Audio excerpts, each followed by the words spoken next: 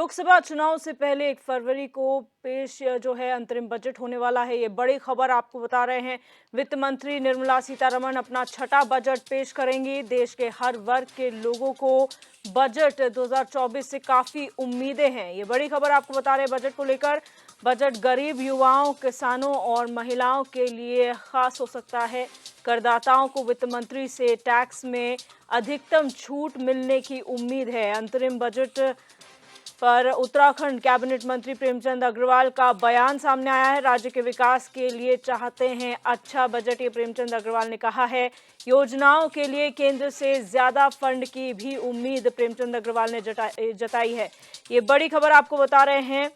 Budget से जुड़ी हुई ये बड़ी खबर है, जहां पर जल्द ही बजट पेश होने जा रहा है और इस देश की जनता को काफी उम्मीदें इस आने वाले बजट से होने वाली है, जहां पर देश के हर वर्ग को इस बजट से उम्मीदें हैं, काफ़ी उम्मीदें। बजट गरीब, युवाओं, किसानों और महिलाओं के लिए खास हो सकता है कई मायनों में, और करदाताओं को वित्त मंत्री से टैक्स में अधिकतम छूट की भी उम्मीद है।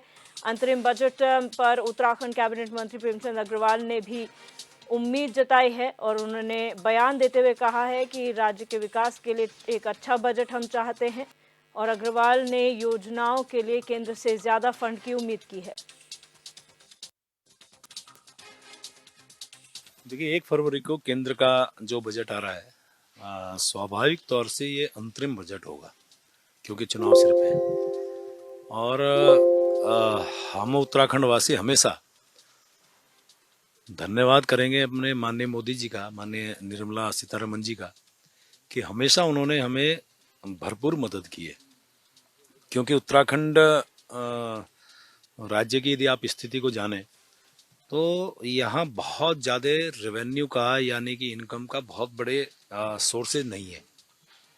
ज़्यादातर हम लोग अनेकों योजनाएं जो हमें मिलती हैं वो केंद्र पोषित होती हैं, केंद्र से जो हमें मिलती हैं। तो स्वाभाविक रूप से इस बार भी हमारी अपेक्षा रहेगी कि हमें जो जो कंटिन्यू में जो चल रही हैं योजनाएं, उनका तो वो देते ही हैं बजट, लेकिन और अच्छे बजट हमें मिले। हम चाहते हैं कि हमें इस उत्तराखंड के विकास के लिए ज़्यादा से ज़्यादा वो बजट दें, चूँकि माननीय प्रधानमंत्री जी ने भी अपने उद्बोधन में कई बार कहा है कि ये 21वीं सदी का तीसरा दशक उत्तराखंड का होगा और वेडिंग डेस्टिनेशन उत्तराखंड बने। तो इसका जो इंफ्रा होगा, तो स्वाभाविक रूप से हम लोग अपेक्षा कर रहे हैं केंद्र से हमें उसका लाभ मिले। तो बजट 2024 से पूरे देशवासियों को काफी उम्मीद है। हमारे ब्यूरो चीफ रोहित विक्रम सिंह इसी पर हमारे साथ लाइव जुड़ चुके हैं। रोहित, बजट जो पेश होने वाला है, क्या उम्मीदें जताई जा रही हैं? अलग अलग वर्गों के लिए क्या खास इस बजट में हो सकता है?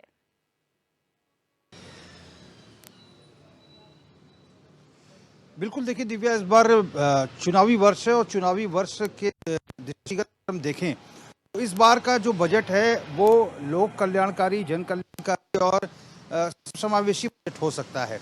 और हालांकि जनता को बहुत सारी आस है महंगाई को लेकर, पेट्रोल डीजल के दामों को लेकर, सीएनजी के दामों को लेकर, गैस सिलेंडर के दामों को लेकर, खाद्य पदार्थों के दामों को लेकर, किसान अपने बुआई से लेकर कटाई तमाम जो इस्तेमाल करते हैं कृषि के लिए, उन तमाम चीज़ों को लेकर किसान भी लगातार सरकार से यही मांग कर रहे हैं कि तमाम चीज़ों को लचीला सरकार बनाए, थोड़ा महंगाई की जो मार है उसको थोड़ा कम किया जाए। और इसके साथ बहुत सारे ऐसे युवा हैं वो भी चाहते हैं कि महंगाई कम किया जाए, कि इस 2024 में चूंकि सरकार इतना तो आशान्वित है। रोहित, माफ कीजिएगा, आपको रोकना चाहूंगी। आपकी आवाज हम तक साफ नहीं पहुंच पा रही है, टेक्निकल इशू की वजह से। आपसे एक बार फिर जुड़ने की कोशिश करेंगे। फिलहाल आपको बता दें कि 2024 का जो बजट यहाँ पर जारी होने वाला है, पेश होगा, वो उससे बहुत सारी उम्मीदें इस देश की जनता को हैं और हर वर्ग को उम्मीद है कि उनके लिए कुछ ना कुछ खास जो है इस बजट में किया जाएगा, और करदाताओं को खास तौर पर जो टैक्स पेयर्स हैं उनको एक बड़ी छूट टैक्सेशन में मिलने की उम्मीद है वित्त मंत्री निर्मला सीतारमण की ओर से। और ये जो बजट आगामी है उसमें कई मायनों में जो है उम्मीदें जताई जा रही हैं, अलग अलग सेक्टर्स में उम्मीद जताई जा रही है, चाहे वो शिक्षा का क्षेत्र हो, स्वास्थ्य के क्षेत्र हो, उसमें बड़ा जो है प्रावधान किया जा सकता है, ऐसी उम्मीदें जताई जा रही हैं। एक बेहतर बजट ये होगा, ऐसी भी उम्मीदें की जा रही है। और अगर उत्तराखंड के परिप्रेक्ष्य में बात की जाए तो यहाँ के वित्त मंत्री प्रेमचंद अग्रवाल ने भी यहाँ पर उम्मीद जाहिर की है कि इस बजट से उत्तराखंड को काफ़ी लाभ होगा, क्योंकि जैसा उन्होंने कहा कि प्रधानमंत्री नरेंद्र मोदी ने पहले ही ये साफ कर दिया है कि आगे आने वाला जो दशक होगा वो उत्तराखंड का दशक होगा, और इस लिहाज से यहाँ पर जितने भी विकास कार्य हो रहे हैं उनके लिए केंद्र से अच्छा फंड मिलने की उम्मीद उन्होंने जाहिर की है।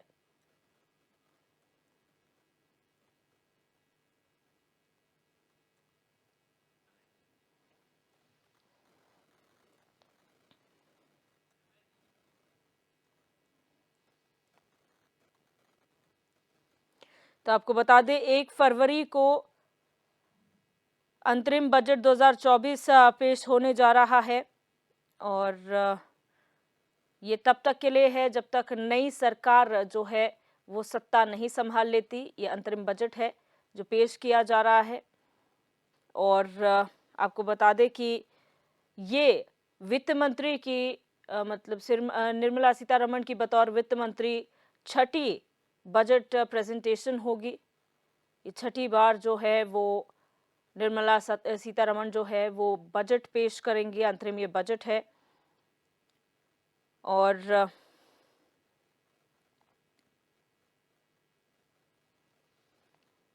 इससे काफ़ी उम्मीदें जो है वो जताई जा रही हैं। हर वर्ग को उम्मीद है कि उनके लिए कोई ना कोई प्रावधान किया जाएगा, खास तौर पर जो टैक्स पेयर्स हैं इस देश के, उनकी नज़रें बजट में रहती हैं।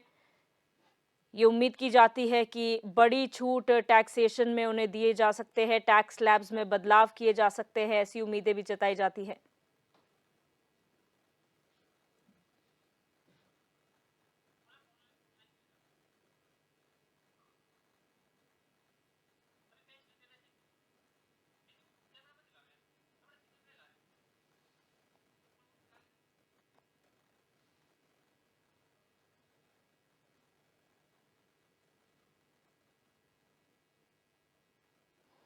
आपको बता दें कि ये बजट जो अंतरिम बजट पेश होने जा रहा है 2024 के लिए, वो नरेंद्र मोदी 2.0 जो सरकार बनी है उसका कंक्लूसिव बजट होगा, और उसके बाद जो नई सरकार बनेगी उसका बजट बाद में पेश होगा।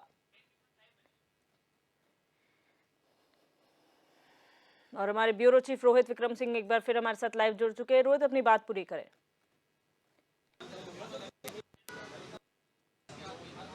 दिव्या, मैं यूं ही कह रहा था कि बजट जो है सर्वसमावेशी होगा, क्योंकि चुनावी वर्ष है। ऐसे में मोदी सरकार जो है एक अच्छा बजट जो है जनता के सामने लाएगी। कुछ जनता भी हमारे साथ जुड़ी हुई है, इन लेते हैं। मनीष ने बजट जो है, एक दिन बाद बजट आने वाला है भारत सरकार का, कितनी उम्मीदें हैं युवाओं की, आम इंसान की? देखो, जो 2024 का जो बजट आ रहा है, मेरा तो कहना है इसमें दो तीन चीज़ें, जैसे कि एक तो महंगाई है। अभी महंगाई काफ़ी बढ़ गई है, पेट्रोल के दाम बहुत ऊपर चले गए हैं। तो अगर पेट्रोल के दाम बढ़ भी रहे हैं तो फिर जैसे इलेक्ट्रिक का निकाला है फीचर, तो उसमें ऐसा होना चाहिए कि गाड़ियों का जैसे अभी फंडा है जो मिडिल क्लास आदमी की रेंज से बहुत बढ़ रहे हैं, तो गाड़ियों को ऐसा देखना चाहिए कि मिडिल क्लास आदमी पेट्रोल भी सही और वो गाड़ियाँ भी वेयर कर सके, ले सके। बाकी रोज़गार है, जैसे कि अभी आज का जो प्रेजेंट युवा है वो जैसे ऑनलाइन चीज़ें हैं, जैसे यूट्यूब हैं और जगह हैं, तो उनको उस चीज़ के लिए थोड़ा बढ़ावा देना चाहिए। और लोन का इशू है, लोन का नहीं होता, आसानी से लोन अवेलेबल नहीं होता, तो युवाओं को थोड़ा बहुत लोन जो भी लगे उनको, कि इनका अगर कुछ काम करना चाहते हैं अपना बिजनेस शुरू, तो लोन के लिए भी थोड़ा बहुत उनको आसानी से, ऐसा ना हो कि वो बैंक के चक्कर काटते रहें। यही सब चीज़ें हैं, तो ऐसा ही होना चाहिए। कुछ आस है मोदी जी से, कुछ आस है कि 2024 का लोकसभा चुनाव की बजट थोड़ा सर्वसमावेशी होगा? उम्मीद रहती है, और मेरे हिसाब से जैसे इनकम टैक्स का है, तो मिडिल क्लास फैमिली जो है, तो मिडिल क्लास फैमिली का है कि उनकी 5, 7, 8 लाख इनकम होती है, अगर हो भी गई थोड़ा बहुत ज़्यादा, तो उनके इनकम टैक्स में रिलीफ होनी चाहिए, क्योंकि तो थोड़ा वो ज़्यादा होनी चाहिए। 7, 8 लाख जो भी है, थोड़ा बढ़ेगा, शायद जितना भी बढ़ेगा, ये सब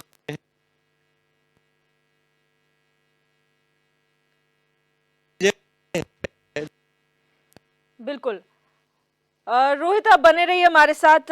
यहाँ पर लगातार आपको बता रहे हैं जनता की भी कुछ ना कुछ उम्मीदें इस बजट से ज़रूर है, और जैसा कि हमने एक जो यहाँ पर आम जनता है उनसे सुना कि मिडिल क्लास फैमिलीज को ज़्यादातर टैक्सेशन में जो है रिबेट की उम्मीद होती है, क्योंकि इनकम इतनी नहीं हो पाती है और उसमें अगर टैक्सेशन में कुछ छूट मिल जाए तो बहुत राहत की खबर होती है। लोन पेमेंट में भी उन्होंने उम्मीद जताई है कि लोन पे करना इतना आसान नहीं हो पाता है मिडिल क्लास फैमिलीज़ के लिए, तो उसमें भी कोई ना कोई राहत ज़रूर दी जानी चाहिए बजट में। तो ये अंतरिम बजट है 2024 का। जब नई सरकार आएगी उसके बाद पूर्ण बजट पेश होगा, लेकिन तब तक अंतरिम बजट में क्या कुछ खास होता है। और 2024 का लोकसभा चुनाव है, इसलिए काफ़ी महत्वपूर्ण ये बजट माना जा रहा है। कई लिहाज से अलग अलग क्षेत्रों में क्या कुछ प्रावधान किए जाते हैं, अलग सेक्टर्स अगर बात करें शिक्षा की, स्वास्थ्य की, रेलवे की, रोड इंफ्रास्ट्रक्चर की, कौन कौन से ऐसे क्षेत्र हैं जिनको ज़्यादा मुनाफा इस बजट से हो सकता है, ये देखने वाली बात होगी। 1 फरवरी यानी परसों जो है इस बजट को निर्मला सीतारमण पेश करने वाली है बतौर माफ कीजिएगा, बतौर वित्त मंत्री। और आपको बता दें कि ये छठी बार होगी जब वित्त मंत्री के तौर पर निर्मला सीतारमण जो है ये बजट पेश करेंगी। और मोदी 2.0 जो सरकार है उसी का एक कंक्लूसिव बजट इसे कहा जा रहा है।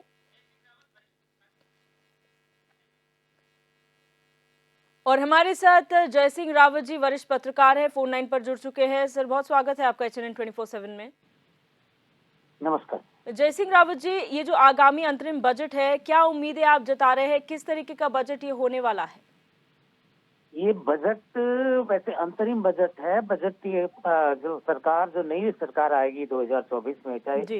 किसी की भी आएगी, तब तक का जो सरकार का जो खर्चा है उसके लिए ये अंतरिम बजट है, या आप वोट ऑन अकाउंट कह सकते हैं जी। अब क्योंकि चुनावी बजट है, चुनाव इसके बाद होना, तो सरकार का ध्यान होगा सभी वर्गों को कुछ न कुछ अपना देने की कोशिश करेगी, ताकि ये बहुत हार्ड नहीं होने वाला है। जी। रियायतों वाला बजट होगा ये, जैसे तो खासकर महिलाओं पर फोकस होगा। हो सकता है कि इसमें जो LPG गैस है उसमें सब्सिडी बढ़ जाए, या रियायतें कुछ महिलाओं की होंगी। यूथ के लिए क्या करेगी हो सकता है, और SMME सेक्टर में क्या करेगी, ट्रेड एंड इंडस्ट्रीज के लिए क्या करेगी।